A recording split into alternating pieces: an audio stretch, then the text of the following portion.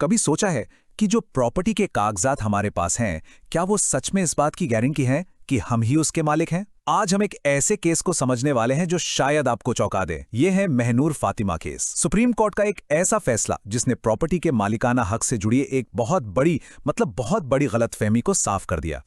चलिए इस बात को जरा गहराई से समझते हैं। हम सब यही तो मानते हैं ना कि प्रॉपर्टी की रजिस्ट्री करवा ली मतलब काम पक्का हो गया, अब हम मालिक बन गए। लेकिन सुप्रीम कोर्ट का ये फैसला हमारी इसी सबसे बड़ी गलतफहमी को तोड़ता है और यकीन मानिए इसके जो नतीजे हैं वो बहुत गंभीर हो सकते हैं। देखिए ये जो लाइन है ना, ये सुप्रीम कोर्ट के फैसले की सबसे अहम लाइन है। सुनने में थोड़ी टेक्निकल लग सकती है पर इसका मतलब बहुत सीधा सा है।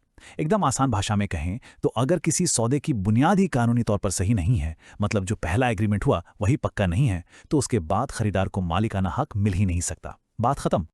तो सवाल ये उठता है कि मान लीजिए पहली डील में कोई गड़बड़ी थी, ठीक है, वो रजिस्टर नहीं हुई, लेकिन उसके बाद उस प्रॉपर्टी को आगे किसी और को बेच दिया गया और उस दूसरी या तीसरी डील को बाकायदा रजिस्टर भी करवा लिया गया।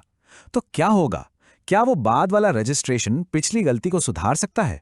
क्या जो आखिरी खरीदार है उसे मालिकाना हक मिल जाएगा? बस यही वो सवाल है जो इस पूरे मामले के केंद्र में है। अब इस असली केस की पेचीदगियों में जाने से पहले ना, चलिए एक आसान सी कहानी से समझते हैं कि ये टाइटल मतलब मालिकाना हक आखिर काम कैसे करता है। इसे एक चेन की तरह समझिए। अगर किसी चेन की पहली ही कड़ी टूट जाए तो क्या वो चेन आगे जुड़ सकती है? देखते हैं। तो कहानी कुछ ऐसी है। एक आदमी है ए, जिसके पास एक घर का पक्का टाइटल था, मतलब वो असली मालिक था, ठीक है। फिर उसने घर बैंक में गिरवी रख दिया। अब जैसे ही उसने ऐसा किया वो टाइटल चला गया बैंक के पास, तो अब ए के हाथ खाली हो गए। उसके पास बेचने के लिए कुछ बचा ही नहीं। फिर भी उसने बी को वो घर बेच दिया। अब सोचिए, ये तो हवा बेचने जैसा हुआ ना, क्योंकि जो टाइटल उसके पास है ही नहीं वो उसे किसी और को दे कैसे सकता है। और क्योंकि बी को कभी असली टाइटल मिला ही नहीं, तो वो आगे चाहे जितनी मर्जी रजिस्टर्ड सेल डीड बनवा ले, वो मालिकाना हक किसी को नहीं दे सकता। चेन तो दूसरे स्टेप पे ही टूट चुकी थी। और यहीं पर कानून का एक सदियों पुराना लेकिन बहुत ही सरल सा सिद्धांत लागू होता है, Nemo that quad non habit. सुनने में थोड़ा फैंसी लगता है ना, पर इसका मतलब बस इतना सा है कि कोई वो चीज नहीं दे सकता जो उसके पास है ही नहीं। सिंपल। अगर किसी से कोई किताब उधार ली है तो क्या उसे किसी और को बेचा जा सकता है? बिल्कुल नहीं। क्यों? क्योंकि हम उसके मालिक नहीं हैं। और रजिस्ट्रेशन इस सीधी सी सच्ची बात को बदल नहीं सकता। तो अब जब हमने ये टूटी हुई चेन वाली बात समझ ली है, तो चलिए वापस आते हैं महनूर फातिमा की असल कहानी पर। ये एक ऐसी महिला की कहानी है जिसने अपनी जमीन के लिए सालों तक लड़ाई लड़ी, और ये मामला उस कहानी से कहीं कहीं ज्यादा पेचीदा है। जरा इस जमीन के उलझे हुए सफर पर नजर डालिए। कहानी शुरू होती है आजादी के ठीक बाद। सरकार ने कानून के तहत 99 एकड़ जमीन का मालिकाना हक अपने पास ले लिया। इसका मतलब क्या हुआ? असली मालिक कौन था? राज्य। लेकिन फिर कई साल बाद 1982 में भावना सोसाइटी नाम की एक संस्था आती है और जिसका उस जमीन पर कोई हक नहीं था, वो उसे बेचने का एक गैर कानूनी सौदा कर लेती है। बस यहीं पर टाइटल की वो चेन टूट गई। इसके बाद तो उस जमीन को कई लोगों को बेचा गया, और मजे की बात यह है कि ये सारी बाद की डील्स रजिस्टर भी हुई। लेकिन सवाल वही, जब नींव ही खोखली थी तो आगे क्या हुआ? मामला पहुंच गया सुप्रीम कोर्ट। तो सुप्रीम कोर्ट ने इस पेचीदा मामले को कैसे सुलझाया? बहुत सिंपल। उन्होंने बस उसी सिद्धांत को लागू किया जिसकी हमने अभी बात की थी। आप वो नहीं दे सकते जो आपके पास नहीं है। चलिए देखते हैं कि अदालत ने इस केस के तथ्यों पर इस सिद्धांत को कैसे फिट किया। ये जो आप देख रहे हैं, ये पूरी कहानी का निचोड़ है। एक तरफ था खरीदारों का विश्वास। उनको क्या लग रहा था कि हमारी सेल डीड तो रजिस्टर्ड है, हमने पैसे भी दिए हैं, तो हम ही तो कानूनी मालिक हुए। लेकिन दूसरी तरफ थी कड़वी कानूनी सच्चाई। और सच्चाई ये थी कि जिस भावना सोसाइटी ने जमीन बेचने की शुरुआत की थी, वो कभी उसकी मालिक थी ही नहीं।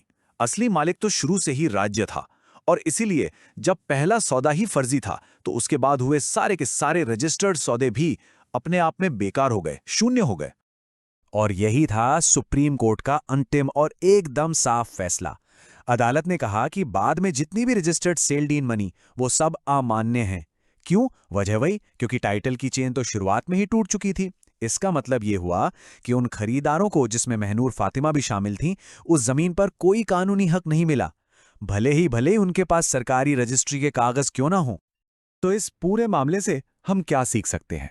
देखिए, ये सिर्फ एक कानूनी केस नहीं है। ये प्रॉपर्टी खरीदने वाले हर इंसान के लिए एक बहुत बड़ी चेतावनी है।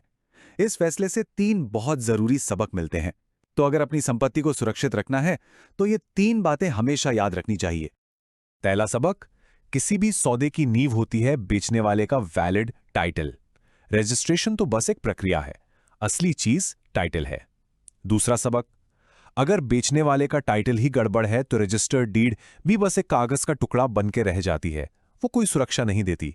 और तीसरा, जो शायद सबसे जरूरी है, अदालतें उस हक की रक्षा नहीं कर सकती जो कानूनी तौर पर कभी था ही नहीं। अगर सौदा शुरू से ही गलत है तो अदालत उसमें जान नहीं फूंक सकती। तो ये सब हमें एक बहुत बड़े और बहुत जरूरी सवाल पर लाकर खड़ा कर देता है कि अगर सबसे जरूरी सरकारी दस्तावेज मतलब रजिस्टर्ड सेल डीड ही मालिकाना हक का पक्का सबूत नहीं है, तो फिर क्या है? अब ये सच्चाई जानने के बाद अपनी या अपने परिवार की प्रॉपर्टी को सुरक्षित रखने के लिए क्या अलग करना होगा? क्योंकि असली सबूत एक कागज नहीं, बल्कि उसके पीछे की पूरी बिना टूटी हुई मालिकाना हक की चेन है।